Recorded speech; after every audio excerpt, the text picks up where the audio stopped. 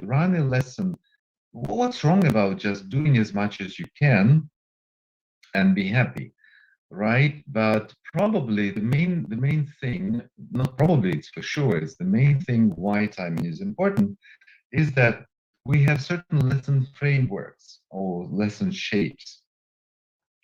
And they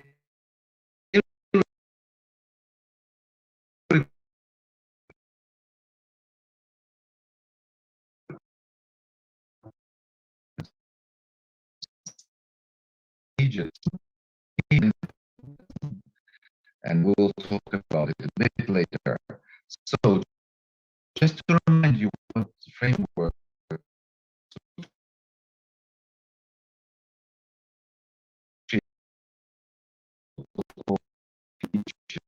test, each test, guided discovery, text-based, different frameworks, the ways how we build the lesson. And that is why we need to have time for certain stages at each lesson, which is vocabulary, grammar lesson, or functional language. So it means that when we're teaching a certain piece of language, so-called target language, and what do we need time for, right?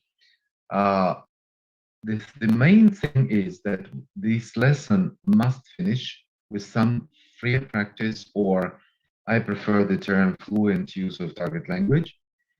Without this stage, actually, you cannot prove that you achieved your lesson aim, because the lesson aim is there only if students can use the target language fluently by the end of the lesson. Then you can say that they have learned something. But also this prior practice must be prepared. You cannot just tell them, okay, let's just talk and use this target language, right? There are certain stages that prepare for prior practice stage, and there are quite a few of them. So, and we need time for each of them. And that is why very often teachers spend kind of too much time on this preparation, and they don't have time for fair practice, which means the lesson is not finished, is not framed, is not wrapped up, if you want to say. So we need to remember that only fair practice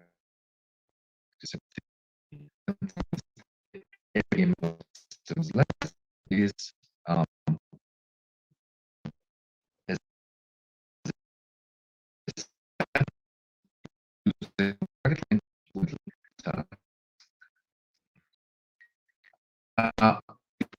talk about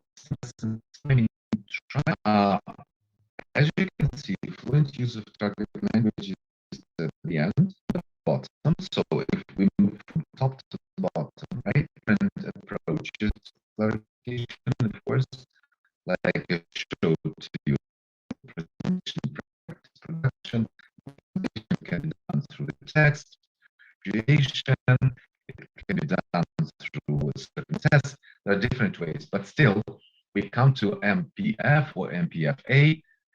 If you're not familiar with this acronym, it is meaning, pronunciation, and form for vocabulary.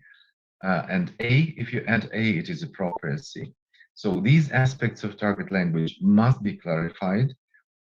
We must make sure that students understand them, that students are aware of them before we start with, I prefer again the term restricted practice. Controlled practice is kind of misleading term, because very often teachers think that controlled practice means controlled by the teacher, which is not always the case. You can easily have restricted practice by the students control each other. So as I said, a certain amount of time should be spent on clarification of meaning, form, pronunciation. Some restricted practice must be done before students do fluent use, before students use target language fluently. In terms of timing, as you can see, this stage, fluent use of target language, occupies the biggest slot, I mean, the biggest part of the lesson. But certainly it is not always true, depending on the level. If we look at this triangle at different levels, look what happens at the very beginning, right? At A1, maybe this stage fluent use will not even exist, maybe. Especially if it is a language, a lesson that for certain target language the students have never seen before, some absolutely new grammar structure. Certainly, you will spend quite a bit of time on clarifying meaningful pronunciation of this structure. You will spend quite a lot of time on restricted practice, but it can be more restricted, less restricted. If you're lucky, you will have time for fluent use at elementary level. But even at A2, you are already quite likely to have a bit more time for fluent use. And also, the higher the level, the bigger this part becomes, as you can see, right? Fluent use at lower levels is shorter. At intermediate, somewhere intermediate-ish levels, it is bigger. And at higher levels, it's really huge already. And in terms of meaningful pronunciation, at lower levels, we spend quite a lot of time because students quite don't know sometimes anything about this language item. Then at the intermediate levels, we just need to maybe spend a bit of time quickly reminding them, revising the rules, helping them to remember the rules and so on. And at higher levels, B2 plus, we just need to remind them, guys, you remember what passives are, right? Okay. Just you spend namely a couple of minutes to remind them what this target language is. Maybe you give them some restricted practice if they need it. But mainly at high levels, you have a lot of time on fluent use. So if you kind of summarize these three triangles, you will see that fluent use will become more bigger and bigger and bigger. And this is what actually our aim is, that students are using the target language, students using English in their speech without a lot of problems. So that was about systems lessons. Guys, by the way, I see the chat. If you have any urgent questions and you want me to clarify something, please let me know. I see the chat. The chat is open for me. Feel free to drop me a message. All right. So let's move on to the receptive skills lessons, which is listening and reading. What do we need time for? You certainly remember that there are different levels of understanding, right? We have gist listening or reading, we have specific information listening or reading, detailed listening or reading. So, and certainly the more detailed understanding is, the more effective the lesson is, right?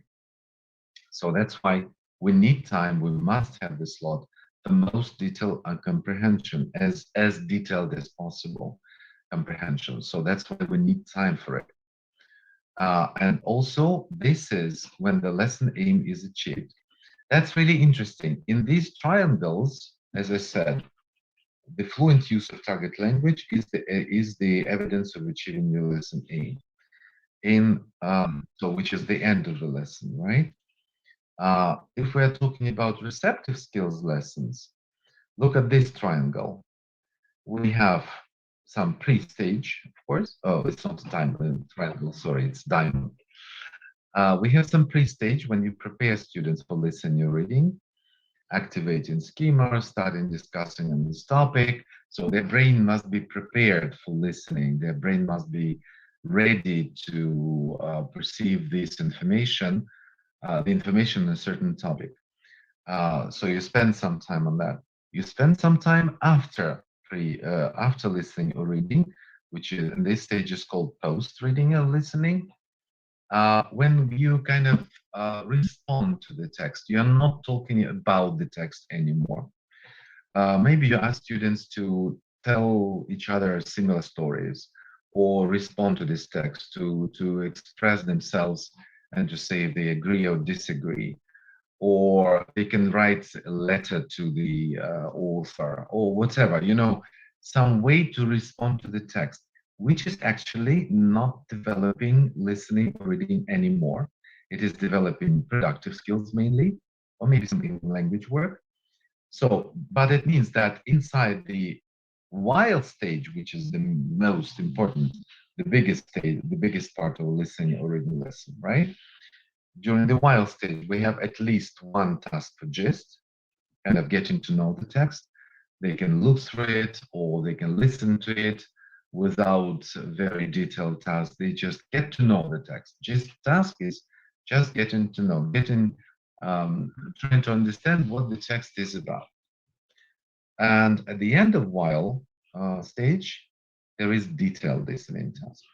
And as you can see, I even highlighted in the same blue color to show that this is when the lesson aim is achieved.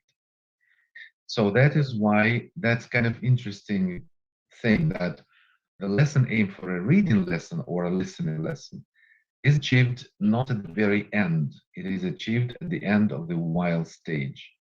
So this is what we must have time for. If we don't have time for both stage, it's a pity, but it is not the end of the world for a receptive skills lesson. This task can be given for homework. They can write something responding to the text.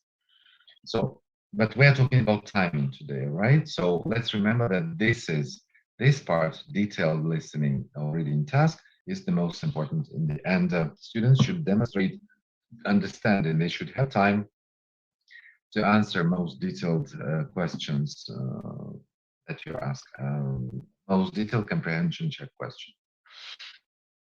Speaking lessons.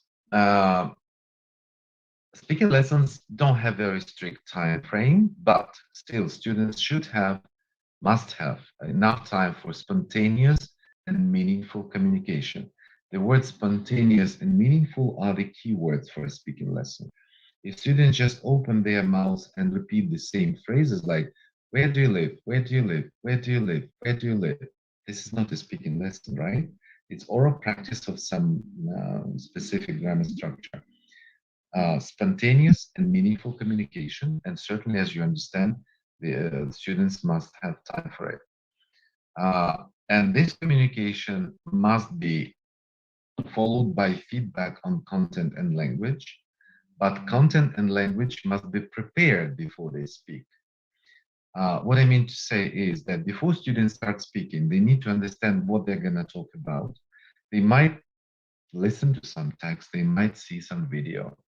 The teacher might set some situation to be discussed, some questions to be discussed, right? So what they are going to talk about.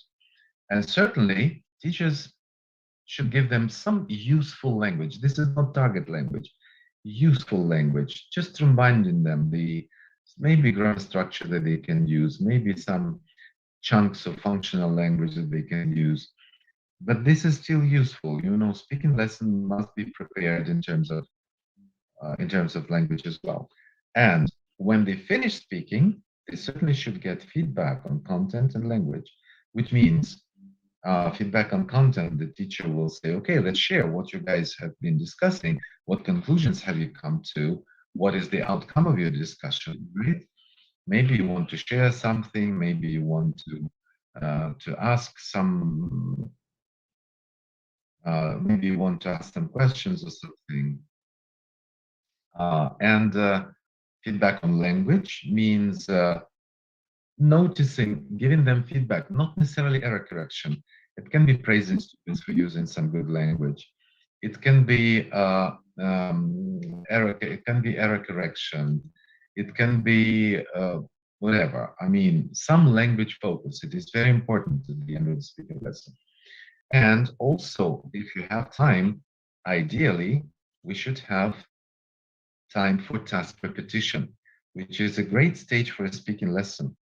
Speaking lesson will be much more effective if students have done the task once with one partner, then they get feedback, and then they share something, they get feedback on their language, and then they have time to repeat the task again with another partner, for example. As you see, we have time for preparing the task, time for spontaneous, meaningful communication, time for feedback, and ideally, time for task repetition. Again, we need time. And the writing lesson. Students are supposed to have time to write at least at least the first draft of their piece of writing. Writing lesson, again, please don't confuse it with written practice for grammar structures. Now, writing lesson means writing some text, right? It can be a letter, it can be an article, it can be a blog, something, but it's a text. Students should create a text. And at least the first draft should be done, and also peer editing and feedback, when students give feedback to each other, which is a very effective and very useful part of a writing lesson. But again, this is all time, and also writing the first draft must be prepared, again, in terms of content and language. And normally a writing lesson is mainly preparing students for writing. It takes a lot of time to prepare them for writing. In worst cases, if you don't have time for the first draft, you can give it for homework even. But then you haven't finished the lesson. You need to finish it next time. Then your lesson will be split into 2 parts anyway.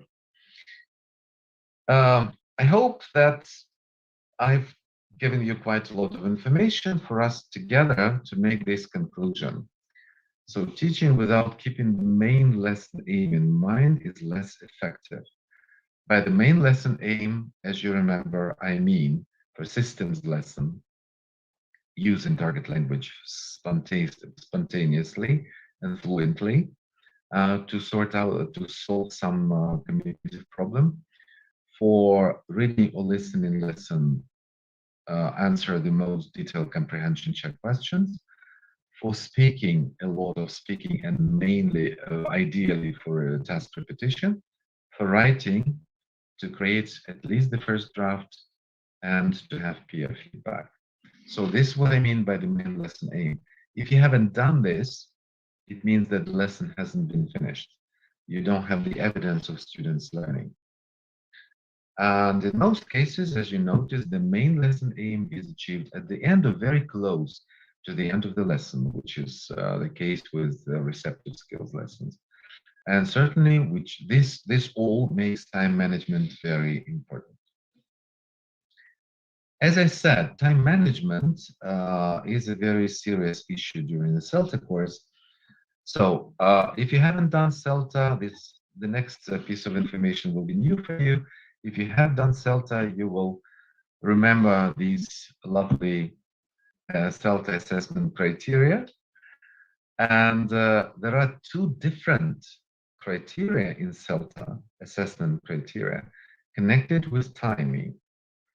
The first one, 4H, in the list of, I don't remember, it's like 45 criteria or something.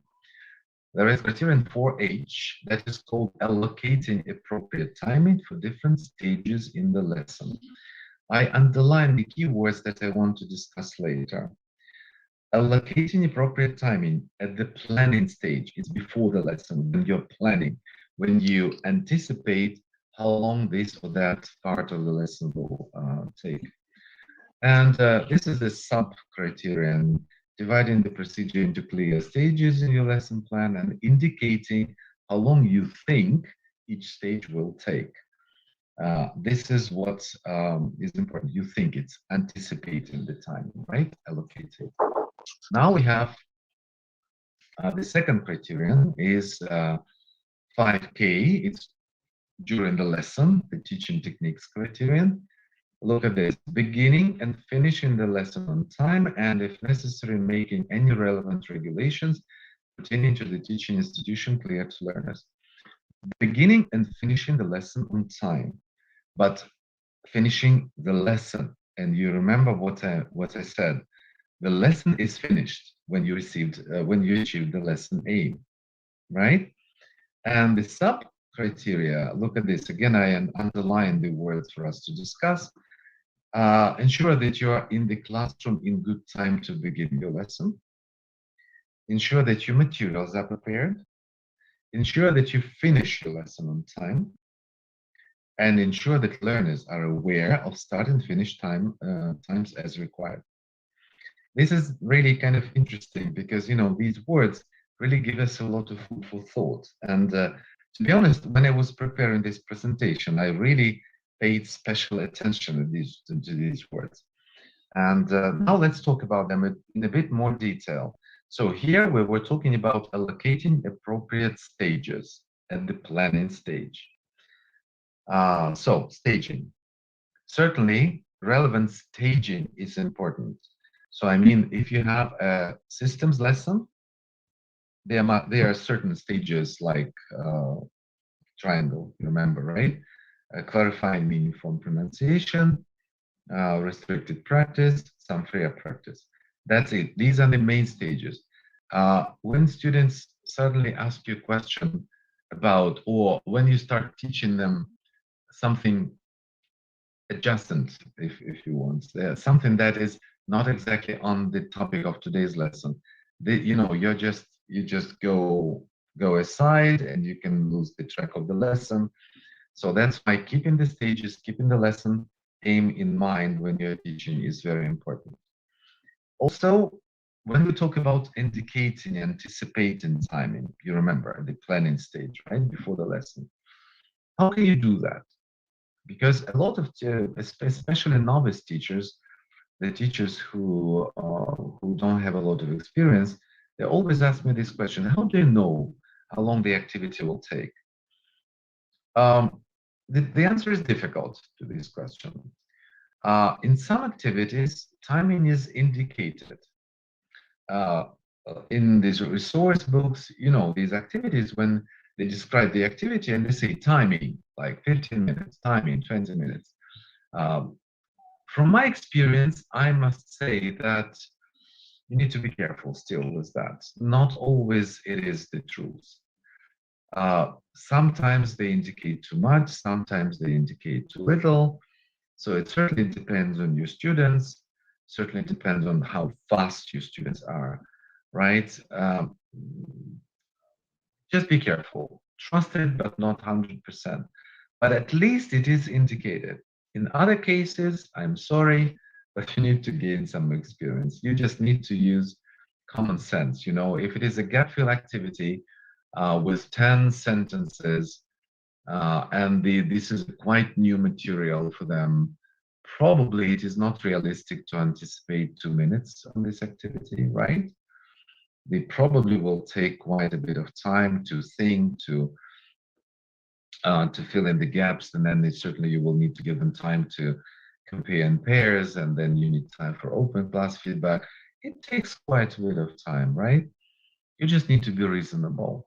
But don't panic if you didn't anticipate the time properly. Okay, you're always there. That's why, you know, the human teachers, I'm sure that human teachers will not be replaced by computers soon, because human teachers, they need to make these adjustments, right? Feeling the students, how much time they need, asking students, let me know if you need more time.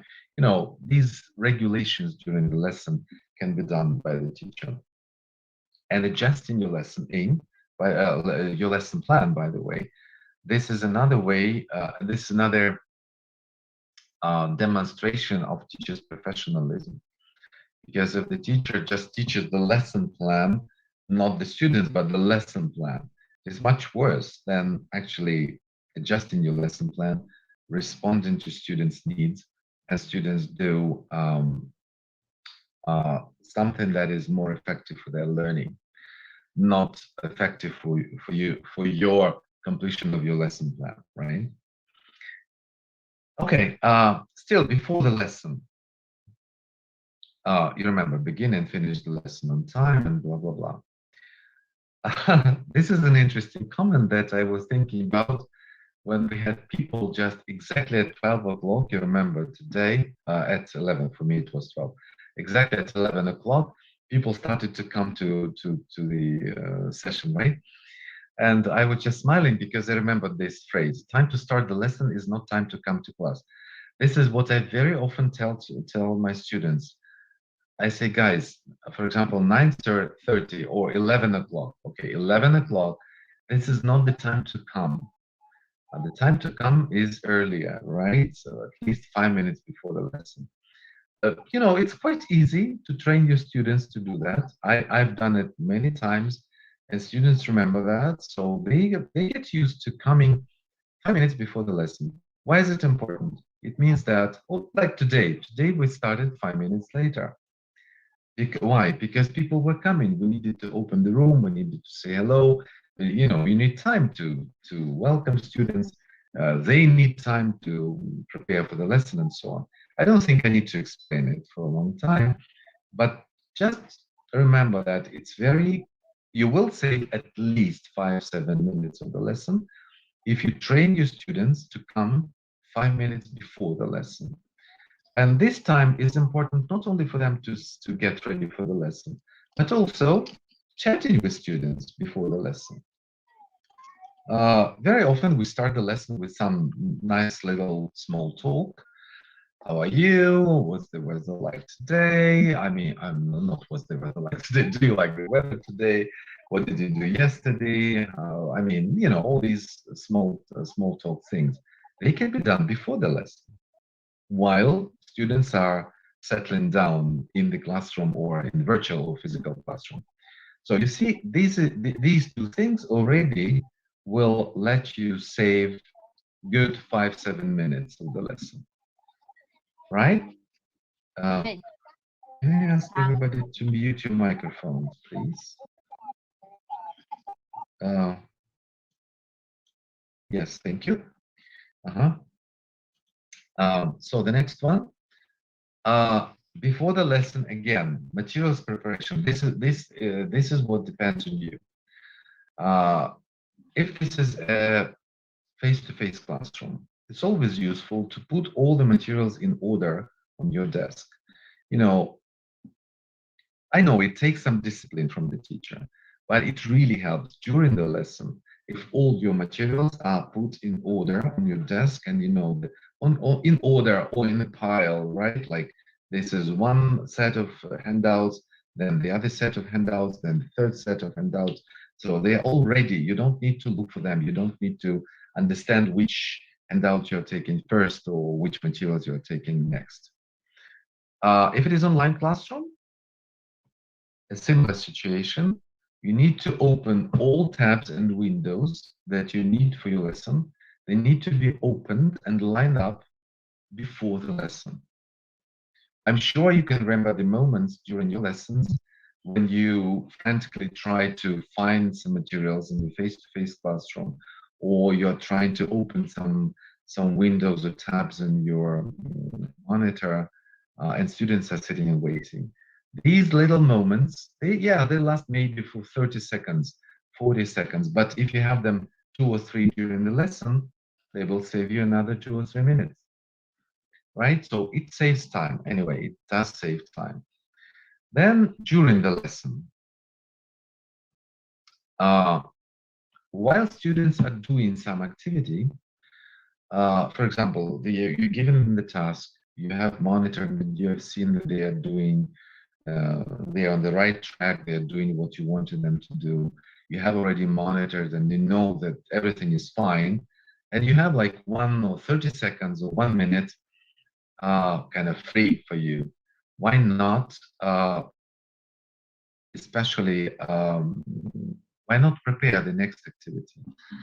Prepare the next activity means either prepare the handout, or maybe write something on the board, or maybe just wipe the board and clean it up before the next activity. In an online lesson, the breakout rooms, BRs stands for breakout rooms. In an online lesson, while students are doing some activities individually, right? For example, you give them the chance to do the activity individually, and you're going to put them into pairs in breakout rooms to compare their answers. It's easy to start preparing breakout rooms before, while they're doing something. Also, I cannot demonstrate it for you now, but in the Zoom, for example, you can, when you set breakout rooms, there is a tick to put there. Send students automatically to the breakout rooms. It saves you loads of time. If you tick it before setting the breakout rooms, there are some settings there. Just play with it and you will see that. If you send students to the breakout rooms automatically, as soon as you click open the rooms, they will just fly away to different rooms without accepting invitations. Because all this procedure of accepting invitation takes another minute sometimes.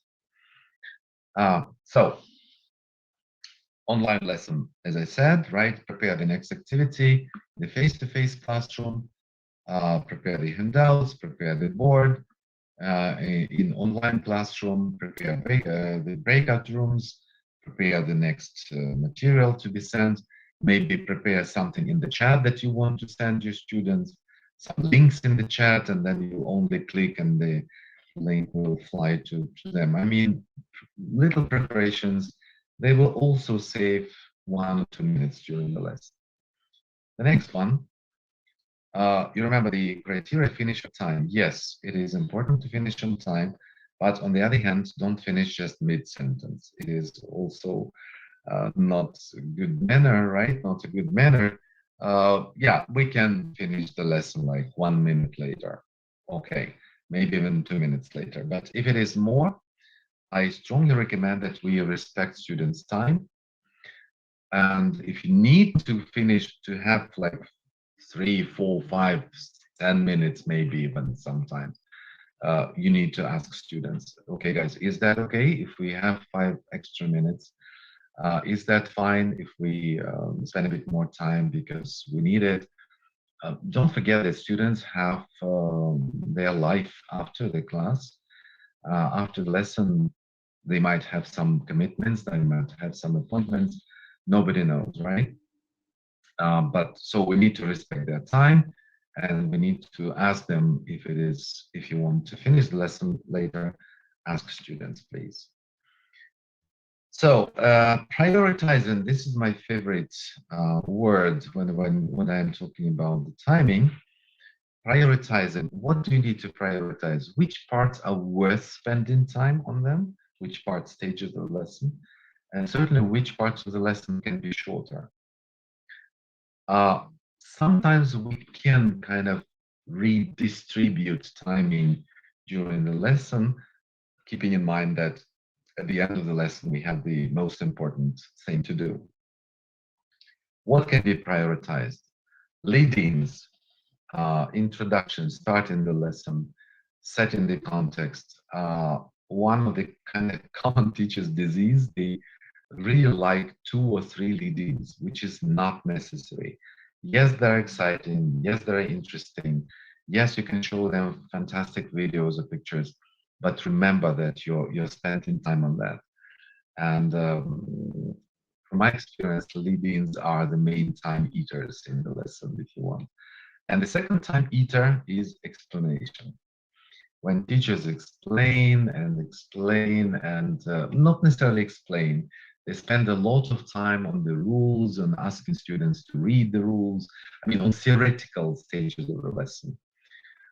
It's quite understandable. Certainly, you want them to understand the rules. You want them to see how something works and everything. But there is okay, sorry. Okay. Let's remember that theoretical explaining is less effective than practice. There is a wonderful slogan that I really like. Tell me, I'll forget. Show me, I will remember. Involve me, I will learn.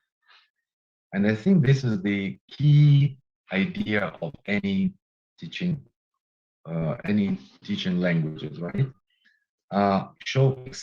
Tell me, I'll forget. This is about explanation. Show me, okay, that's a bit more effective. But involve me, let me practice, and I will learn. Also, the third place as time eaters, third place is taken by feedback. We will talk about it just a bit later, because feedback on each activity can be as short as possible. We will talk about it in a minute. Control practice. How much control practice do they need? Do they need 1 activity? Do they need 2 activities? Moreover, sometimes if you see that students are really struggling with some vocabulary or some grammar structure, okay, they might need more control practice, and you can sacrifice freer practice. Please remember that students' learning is the main criterion of the quality of our lessons, right? So giving them freer practice, if they're not ready for it, it doesn't work either, okay? And certainly fluent use of target language, which is freer practice. So balance between explanations and practice, like I said, certainly this balance is a powerful source for making teaching more effective. And we need to remember, this is a very important thing. Students learn mainly from practice, but not from listening to our explanations. It is very tempting to explain and explain and explain, and we think that, yes, I explained everything. Then you said, do you understand? They say, yes, fantastic. And then they start doing the exercises, and they make a lot of mistakes anyway. So that's why, even if you feel that students are not quite clear, tell them, okay, guys, I see that it is still difficult for you. Let's try practicing. Let's make mistakes, and we will learn from these mistakes much better than from my explanations. And this is a huge source for saving time. As I said, hurry up to provide practice activities. The more students practice, the more effective your lesson is. Let's just remember it. And feedback, as I said, how to make feedback shorter. In an online lesson, you can ask students to use the chat box. So they just type the answers, you can see them, everybody can see them fine.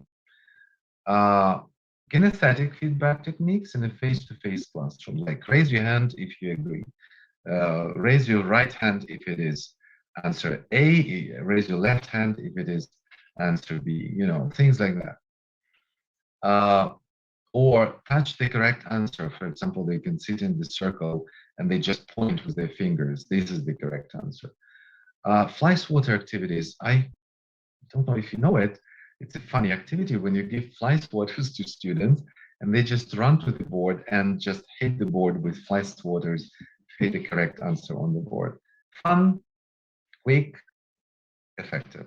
That's a good old activity that is really, really good.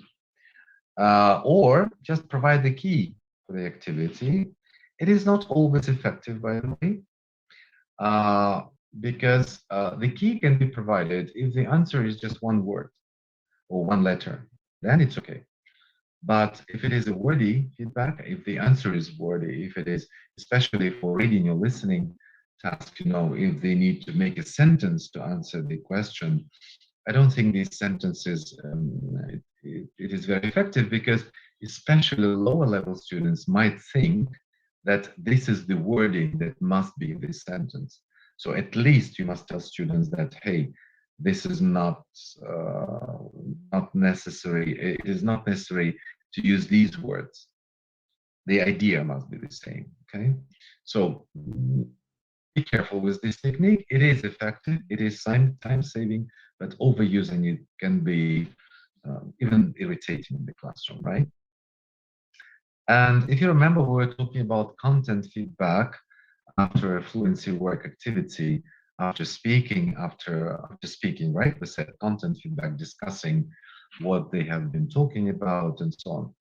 So please remember, there is no need to ask every student. Basically, it's enough to ask one or two, just showing them the activity is over, acknowledging their contributions. But remember that during open class feedback content, students are not developing, it's only one student who is developing their speaking skills. The other students are just sitting waiting, or as maximum they're developing their listening skills, but not speaking. So that's why as short feedback on content as possible is also important in terms of saving time. That's basically it, what I wanted to share with you. And I hope you've seen that if you put together train students come before the lesson, to come before the lesson, 5 minutes before the lesson, chatting with students before the lesson, having shorter feedback, saving time on explanations, taking care of your feedback, make it as short as possible. If you put all these little minutes together, you're very likely to save at least 10 or 15 minutes in the lesson. And this is exactly what you need for the final fluent use activity, fluency work activity. That's what I wanted to share with you, and I hope that you got some useful ideas for you. Now, I will be happy to hear from you. Maybe you can share some tricks that you use in your lessons to save time. Feel free to unmute your microphone and speak to us if you want to share something. Hello? Okay, if you don't want to speak, you can. Thank you, Andriy, very much for this presentation. I think to see between time management and planning lessons. So, sorry? I cannot hear you. You get frozen all the time. Hello? Can you hear me, Andy? Yes, but kind of. Can you hear me, Andy? Okay. What about now? Yes, it's better. But the picture is frozen. Okay, anyway. maybe. Yeah, maybe without the picture. Yes, without the picture. It's okay.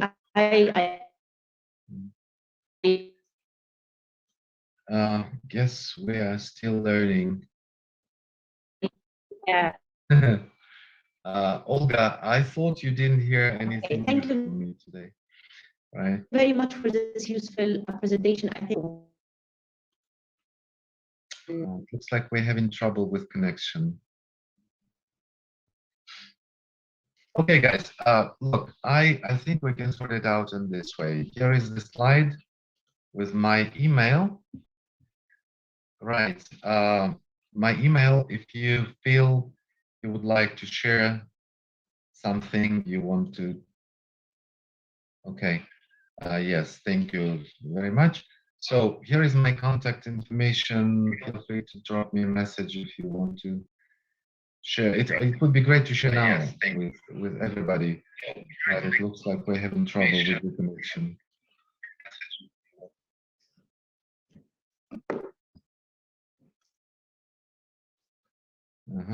Mahmoud, I recognize Mahmoud also. Sir Andriy, are you referring to a 1-hour class, or how long do you have an English class from where you are teaching or something? Actually, I was not talking about a very specific time frame. I was normally my classes are normally 1 hour to 30 minutes. But it can be 1 hour as well. I mean, I was not talking about some specific time frame like 45 minutes, 1 hour, 90 minutes. I was talking about the ways to manage your time, right? If you have only 45 minutes, okay, but at least you need to be aware that the lesson, it is not a certain number of minutes. The lesson is the completed framework. If you didn't have time to complete it today, you need to do it tomorrow. You need to finish it tomorrow. For example, today you have only clarification stage and a couple of control practice activities. Then tomorrow your clarification will be only reminding them, and then control practice and freer practice activity as well, fluent use activity. So thank you for reminding me. Actually, I wanted to say that when I'm talking about the lesson, I'm not talking about certain number of minutes. I'm talking about the lesson framework, that when it is completed and the lesson aim is achieved. Like this. Any more questions?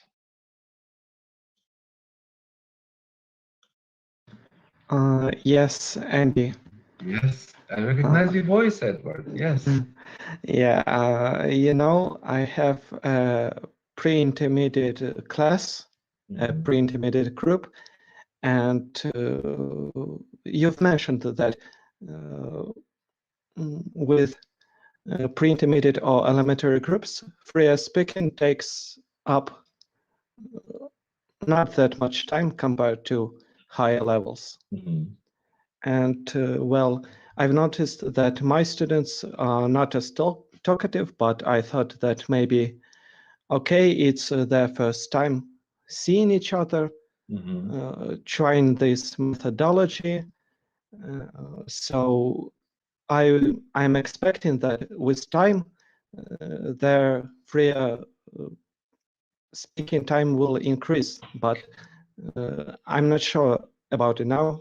So should I plan less freer practice for this level? You see, I want you to notice the word freer, not free, but freer. That is why at lower levels, we give them as free as possible for their level, right? For example, if you're talking about, if we are talking about elementary students, freer practice for them will be just spontaneously using 2 or 3 questions. Where are you from? What do you do? What's your job? And how old are you? And if they mingle and talk to each other and use these questions and find out information, this will be freer practice for them.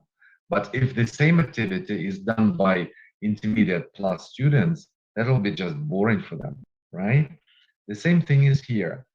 For intermediate students, you need to know their level. So certainly, at least you need to plan to show them how they can use the language that they are learning today. It's very important not to stop at grammar, written grammar exercises. It's very important to see them that they are using language with certain degree of freedom, depending on the level. Okay, but you know, yeah, I'm sorry. I was just creating plans for the group, and I was dedicating like about 15 minutes for freer practice, but in fact, they only take 5 minutes and they're done. So should I try to extend the freer speaking time? You remember just... the stage of task repetition? Yeah. So I should just repeat the task. That's the resource. I have also 3 more questions. Ooh, okay. 2 of them were sent to me individually, but still I will read them out for you. Error correction on the spot. How much time should we devote to it? Actually, error correction, Olga, is a huge topic, and how much time it depends on the lesson stage, of on what kind of mistake they have made. I don't think I can answer this question now, because error correction as a part of feedback stage, we talked about it, right? And again, feedback depends on what stage it is for. If it is feedback on control practice, everything must be corrected, everything must be discussed. If it is feedback on fluency work, a couple of most significant mistakes can be discussed. But on the spot, I don't think you should spend a lot of time on that. On the spot, error correction on the spot is done during the monitoring thing, but it means that students are doing some activity and you're monitoring and correcting them on the spot. I don't think you should spend a lot of time on that. The next question, how can I handle in-lesson planning for mixed level ability students in the same class? Some of them finished earlier their task, but not for the others. This is another huge topic. I don't know how to pronounce your name, I'm sorry. Team A, maybe. Multi-level classes, mixed level ability classes, it's a huge topic as well. The only advice that I can give you now is the fast finishers, the early finishers, they can become your assistants. You can send them to the other students who are still doing the exercise to help them and to check their answers with them. I'm not a big fan of giving fast finishers an extra activity, because I feel like it is a punishment for them. I don't know, you can have different opinion, but I don't think we should punish fast finishers for doing something sooner. But if they are helping other students, they are also learning.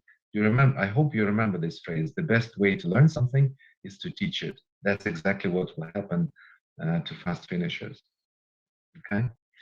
The next question, if we have time and systems lesson, this was the individual message. Shall we add one more control practice or freer practice to level A1 and to level 1B? If you feel they are ready for freer practice, I will add freer practice. Remember that freer practice is our strategic aim. If they are ready for it, certainly I would add another freer practice activity. If not, add another control one. Again, you need to respond to your students' needs. Next one, the question from Nada. Are there other ways for feedback in face-to-face classes? The feedback part usually takes more time. Sometimes I choose one person and they talk a lot. Okay, don't choose one person. Ask students randomly, or I suggested a couple of ways for feedback techniques. By the way, there is a nice video by Joga Konga. You probably know this name. Joga Konga, for different ways to give feedback. You might want to watch her video. But the most time-saving thing is providing the key, as I said. But please don't overuse this technique. And again, the feedback depends on the activity. What about differentiation? Differentiation of what? I need some more details in this question. Okay, I mean, when you were saying, hi, Andy, it's hi. Yeah. Andy, can you hear me? Yes. Okay, you were saying about fast finishers and not punishing them. So I thought about what about differentiation task for fast finishers? Differentiation tasks. As I said, yeah, I know what you're talking about, Andriy. Multi-level groups, teaching multi-level groups is a huge topic, as I said. And one of the ways to deal with them is differentiating the tasks. But as I said, now we don't have time to discuss this. And the quickest and the shortest advice that I could have given was just to ask stronger students to help, fast finishers to help those who are still working. Would you mind writing the name in the chat box? My name? My name? No, the one that you said about the video for giving feedback. Joga Konga, yes. Yes, just a minute. Joga Konga. She has a fantastic website called elttraining.com. Fantastic website, full of advice for teachers. She's a very experienced self-tutor. She's very good at creating video material, so strongly recommended there. Basically, on this website, you can find questions to answers to any questions that you have about teaching. Okay, and quite a lot of materials there are for free. Some of them you need to pay, but most of them are for free. Okay. Thank you for this additional website. Yes, you're welcome. So it looks like we're done, right? Abir? Yes. Probably we're done. Yes, I don't Thank have any you. more Thank questions. you very much, Andy. Thank you. Thank you, everyone, for attending. My pleasure. Thank you. My pleasure. Okay, bye-bye. Take care. Great to see you all, and we will survive these crazy times. Thank you so much. Yeah, thank you so much. Thank you. Goodbye, everybody. Thank you. Stop sharing and I should make you a co-host or host. Sorry. Abir has left. Okay. Yes, then I'm finishing the session for everybody. Okay. Goodbye, everybody. Goodbye.